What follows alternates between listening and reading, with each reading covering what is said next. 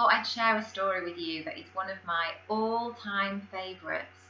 This story I have read, I think I know it off by heart. I've read it lots and lots to my children when they were younger, and it's called A Squash and a Squeeze by one of my favourite authors, and I've got lots and lots and lots of favourite authors because I love to read and I love children's stories, but Julia Donaldson, I do love her stories.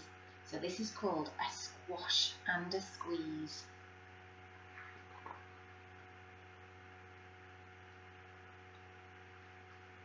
A little old lady lived all by herself, with a table and chairs and a jug on the shelf. A wise old man heard her grumble and grouse. "There's not enough room in my house." "Wise old man, won't you help me, please? My house is a squash and a squeeze." "Take in your hen," said the wise old man. "Take in my hen? What a curious plan!" Well, the hen laid an egg on the fireside rug and flapped round the room, knocking over the jug. Oh dear, sounds a bit chaotic, doesn't it? Does seem an odd thing for the old man to say. The little old lady cried, "What shall I do? It was porky for one, and it's tiny for two. My nose has a tickle, and there's no room to sneeze. My house is a squash and a squeeze." And she said, "Wise old man, won't you help me, please? My house is a squash and a squeeze." Oh dear, look at all the mess the hen's made. It is a very small house. "Take in your goat," said the wise old man. "Take in my goat? What a curious plan." There she is, pulling him in. I don't think he wants to go, do you? Well, the goat chewed the curtains and trod on the egg, then sat down to nibble the table leg. The little old lady cried, "Glory be! It was tiny for two and it's titchy for three. The hen pecks the goat and the goat's got fleas. My house is a squash and a squeeze." And she said, "Wise old man, won't you help me, please? My house is a squash and a squeeze." There he is outside. Oh dear. "Take in your pig," said the wise old man. "Take in my pig? What a curious plan." So she took in her pig, who kept chasing the hen and raiding the larder again and again. I wonder if you know what a larder is. A larder, modern houses don't tend to have larders, but old houses used to have a larder because they were built before we had fridges.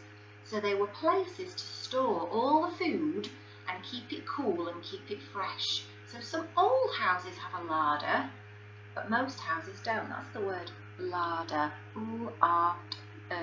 Larder. The little old lady cried, "Stop, I implore! It was titchy for three and it's teeny for four. Even the pig in the larder agrees. My house is a squash and a squeeze." And she said, "Wise old man, won't you help me, please? My house is a squash and a squeeze." Oh, it does look a squash now, doesn't it? And what a mess. What a strange thing that the man has told her to bring these animals in. "Take in your cow," said the wise old man. "Take in my cow? What a curious plan." Well, the cow took one look and charged straight at the pig, then jumped on the table and tapped out a jig. It did a little dance, a jig on the table. Goodness me, the poor old woman.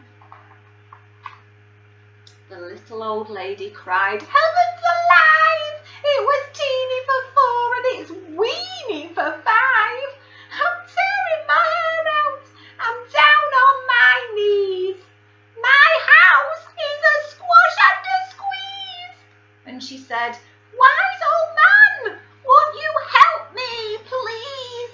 My house is a squash and a squeeze. Take them all out, said the wise old man. But then I'll be back where I first began. So she opened the window and out flew the hen. That's better. At last I can sneeze again. She shooed out the goat and she shoved out the pig. My house is beginning to feel pretty big. She huffed and she puffed and she pushed out the cow. Just look at my house. It's enormous now. Thank you, old man, for the work you have done. It was weeny for 5. It's gigantic for 1. There's no need to grumble and there's no need to grouse. There's plenty of room in my house. And now she's full of frolics and fiddle-de-dees. And it isn't a squash, and it isn't a squeeze. Yes, she's full of frolics and fiddle-de-dees. It isn't a squash or a squeeze. And I think that story helps us to realise that sometimes we might complain about things, we might find things difficult, but actually sometimes it just takes some fresh perspective to realise that things are not as bad as they seemed, and to also realise we're really lucky to have all the things that we have. And she realised she'd moaned her house was too small. She wasn't happy with it, but actually it was perfectly fine and it was all that she needed. See you later with another story. Bye!